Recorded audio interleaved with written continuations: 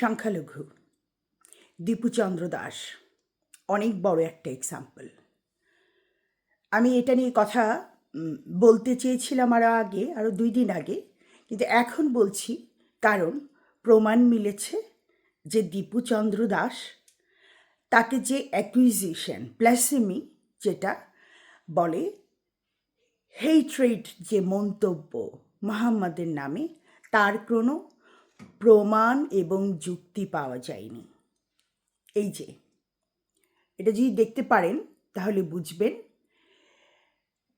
RAB বলেছে investigate করে দীপুচন্দ্র দাস তার কোনো প্রমাণই পাওয়া যায়নি যে সে মুহাম্মদকে অবমাননা করেছেন।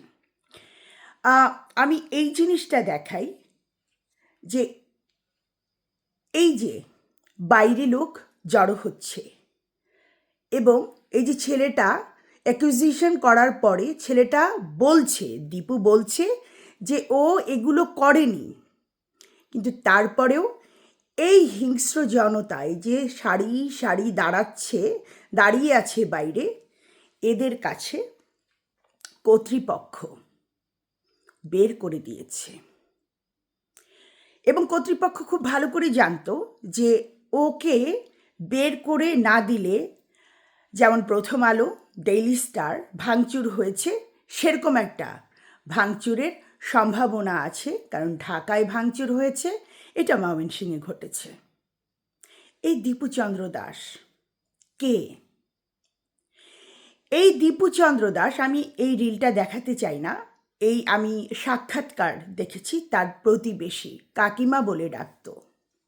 এই দীপুচন্দ্র দাস ওর যোগ্যতার, ভদ্রতার এবং ওয়ার্কিং স্কিলে প্রমোশন পেয়েছে এবং সে মানসিকভাবে অনেক ওপেন মাইন্ডেড ছিল, অনেক ওয়েলকামিং ছিল একদম। এই যে যারা দীপুচন্দ্র দাসকে এত নির্মমভাবে তার জীবনটা তার কাছ থেকে কেড়ে নিয়েছে, তাকে তার ফ্যামিলির কাছ থেকে কেড়ে নিয়েছে এবং তাকে তার ওয়াইফের কাছ থেকে কেড়ে নিয়েছে, এই এক্সট্রিমিস্টরা, এই হেফাজতিরা, তারা এমন একটা কাজ করেছে যে তারা এর সম্বন্ধে কিছু জানেই না। এবং অনুসন্ধান করে জানা গেছে দীপুচন্দ্র দাসের বাটন ফোন ছিল, দীপুচন্দ্র দাসের স্মার্টফোনও ছিল না। খুব নিম্ন মধ্যবিত্ত ফ্যামিলির ছেলে, যেহেতু সে ডিগ্রি পাস, যেহেতু সে স্নাতক পাশ করেছে, সেহেতু অবশ্যই কষ্ট করে পড়াশোনা করে তারপরে সে ফ্যাক্টরিতে কাজ করেছে এবং প্রমোশন পেয়েছে। কি করেছি আমরা? যেই দিনে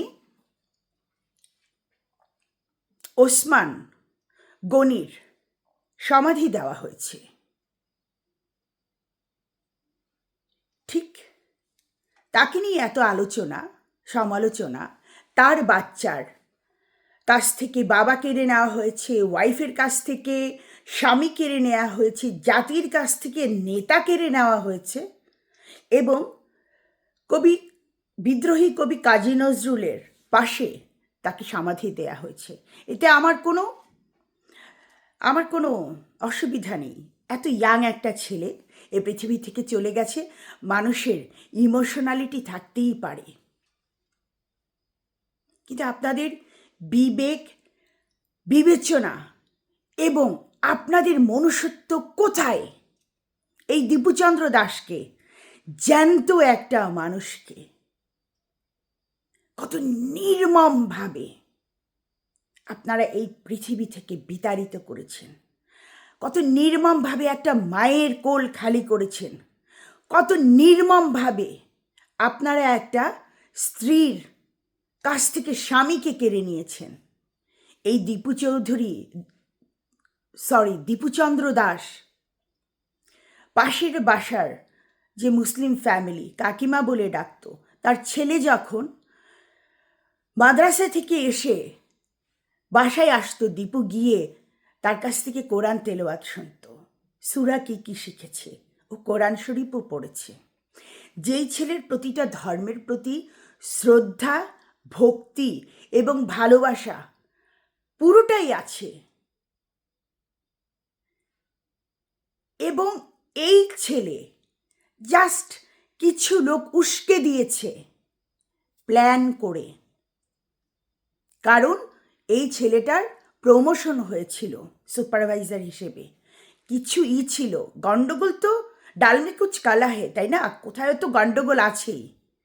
কে করেছে, কারা ওর নামে এই মোহাম্মদ হেইট্রেড যে মন্তব্যগুলো, আমাদের বাংলাদেশে এখন কি হচ্ছে, বিচার ব্যবস্থা, মানুষের বিবেচনা কত বিকৃত এবং নিকৃষ্ট হয়ে গেছে, যে একজন মানে কান নিয়েছে চিলে, হই হই রই রই কাণ্ড, হট্টগোল, হটকারিতা, ন্যায় বিচার, ব্যবিচার, কোনো কিছুই বাদ যাচ্ছে না।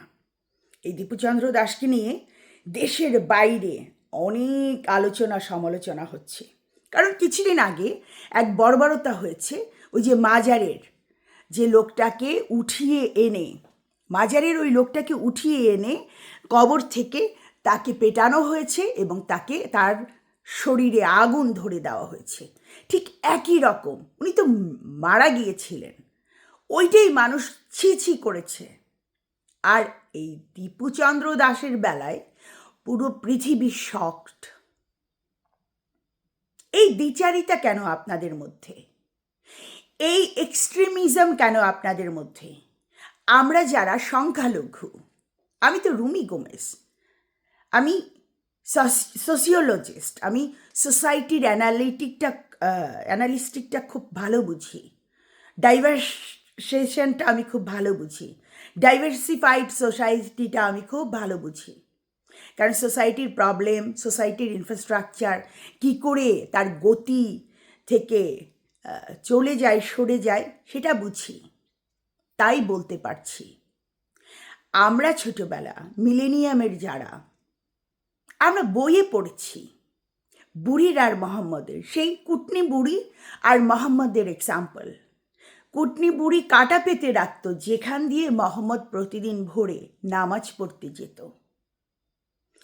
একদিন কাটা পেতে রাখা হয় নাই, মোহাম্মদ কী করেছে, ওই বুড়ির খোঁজ নিতে গেছে এবং ওই বুড়িমার অসুস্থ, তাই তাকে সেবা করে এসছে, যত্ন করে এসছে। শান্তির ধর্ম ইসলাম ধর্ম বলেন আপনারা, আমি শিখে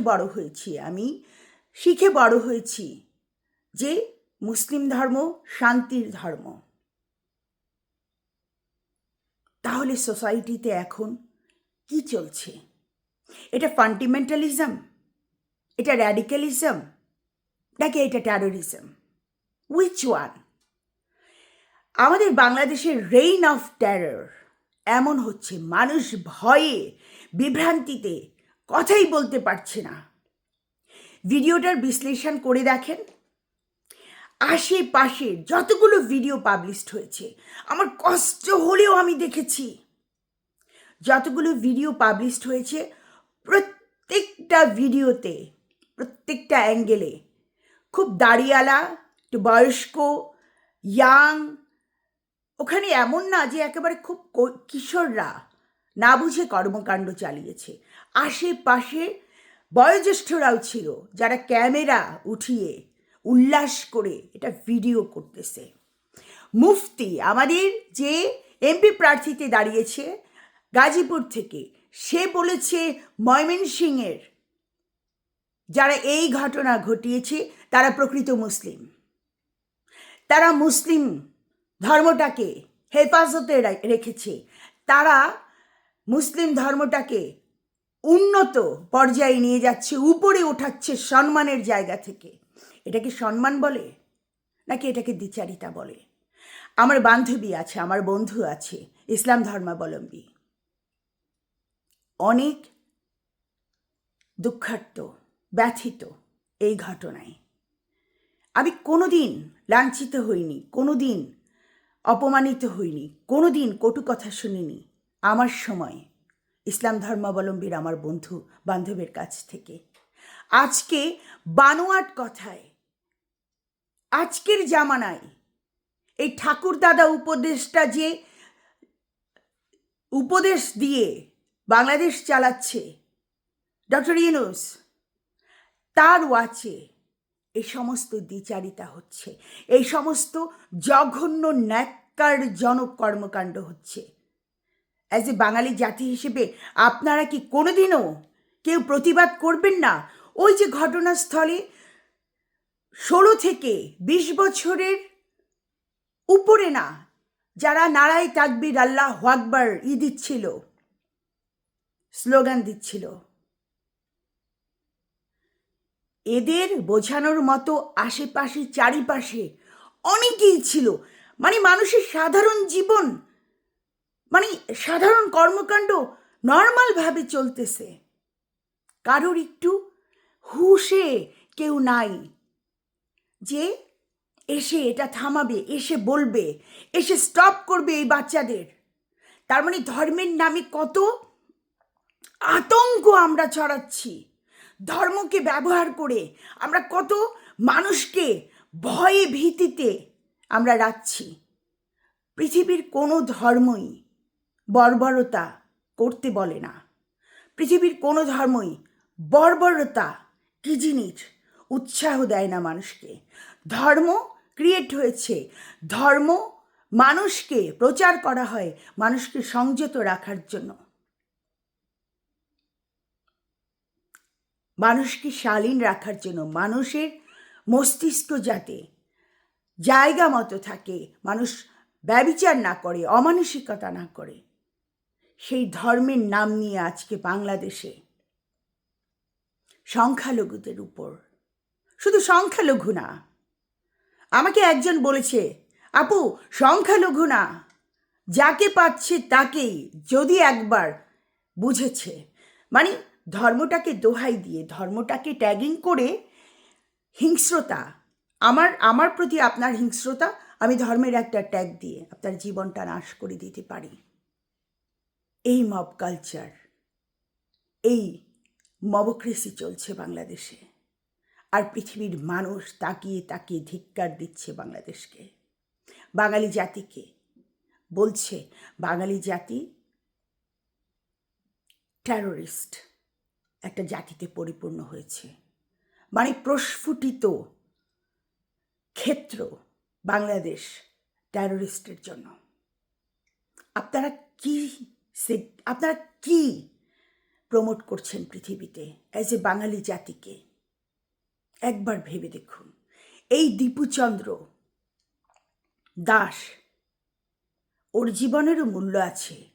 আপনাদের যদি হাদির নাম, তো হাদি না, ওসমান, ভুলে গেছে, গনি, ওসমান গনি, এই ওসমান গনির জীবনের যদি মূল্য আপনাদের হিরোর মতো থাকে, তাহলে এই দীপুচন্দ্র দাসেরও জীবনের মূল্য আছে।